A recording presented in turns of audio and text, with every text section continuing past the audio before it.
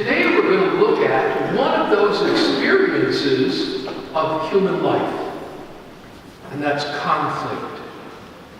It all began in the Garden of Eden, over the apple, and it has continued all throughout the course of history.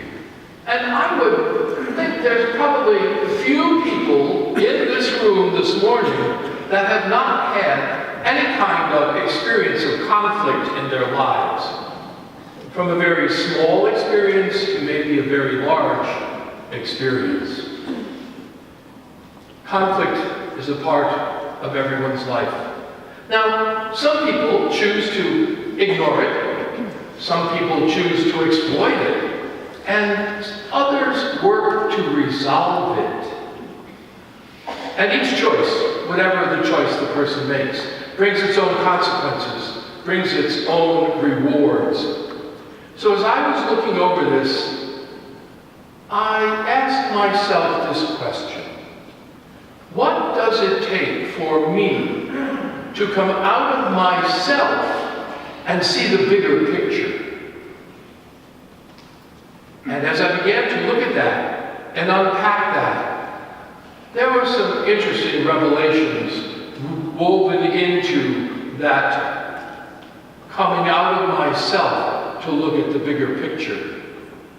Now in the gospel, Jesus, we heard, is striving to take his disciples and their lack of understanding or their ignorance, used in a positive way, not knowing, and to teach them something, to turn that around and give them something to work with in their lives, because they're going to have a lot of work to do in ministry. They just haven't had that experience yet. Last week, remember the gospel, Jesus talks about embracing the cross and living the gospel. Those go together, embracing the cross and living the gospel. Well, today, Jesus is teaching them about servant leadership and what the qualities of a servant leader really are all about. And so he takes a child, the child in his culture who's vulnerable, who has no voice, and he puts that child in their midst, and he says to them, the relationship that you have with this child is about me. It's about the one who sent me. But you are the ones that have that living relationship. So that was definitely food for thought for them to begin to think about, well, what does that really mean? And how does it play itself out in life?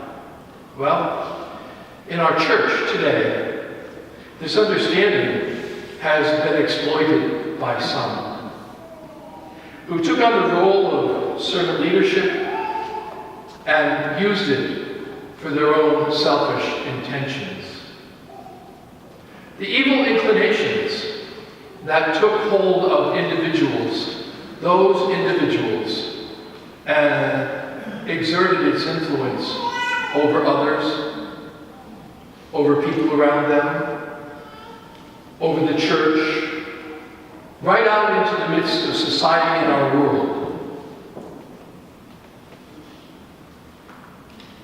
The letter of James addresses part of this understanding and offers us new insights, I think, in how to embrace conflict, to embrace it, to work with it, and to be diligent in the desire to resolve it. Running away solves nothing. If you want peace, it's an inside job. Think about that. Peace is an inside job. Has to be your desire, your hope, your aim, and your willingness to make it happen.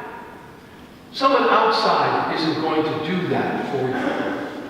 They might help. They might support you in that process. But peace is an inside job. And I personally believe that the first step toward that, toward healing, is forgiveness. Forgiveness does not condone abusive behavior, bad behavior. It does not condone it. It points it out, and then it looks at how do we turn that around so that what was so atrocious can now come into an environment that calls healing forth from the people of God.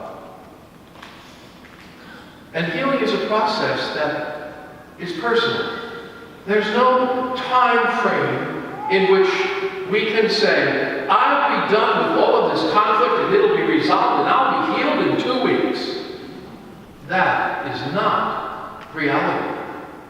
And so understanding if we want healing and we want to bring that peace that Christ gives us into our lives, this struggle that we have in the church today with sexual abuse is not going away next week or next month or maybe even next year. We will be having to work to reconcile that as new experiences come into our midst. It's not easy, but it's something that is very much real and a part of our life experience today. The process itself, within each one of us, I believe is dependent upon mercy. It's dependent upon mercy and justice. People who have committed the crimes need to be held accountable. Not only accountable within the church, but accountable civilly. And so, asking, demanding for that accountability is something that is a challenge for all of us. But it must be done in love. It must be done in love and forgiveness so that healing can take place. What happens when people ask for forgiveness and they want that healing? Have you ever been angry? Ever held on to that anger? What did it do for you? Nothing. In fact, if you hold on to it for too long, it can truly be physically debilitating. So you have to ask, how does this anger get resolved? And when we ask for forgiveness, the resolution to that anger frees us. Frees anyone who's harboring anger. It frees us. We're no longer a hostage to the anger. We're no longer a hostage to the situation. But we are now free to begin to reconcile and work toward that reconciliation. Today, I'm going to invite us to, in our prayer time, which is essential for spiritual growth, to seek God's wisdom. To seek God's wisdom and to take heart to the gospel message. The gospel message which is the life of Jesus placed before us to learn from, to dispel any ignorance that we have, and to deepen our understanding. And to look at how we practice servant leadership. If we're going to serve the needs of all, we're going to put those needs before ours. And we're going to reach out in compassion and mercy to make that happen. How many times does the Lord tell us, my grace is enough for you? And perhaps today is that wonderful opportunity where we can seek out the Lord's grace. We can seek out that grace in order that we might bring about His healing and that forgiveness.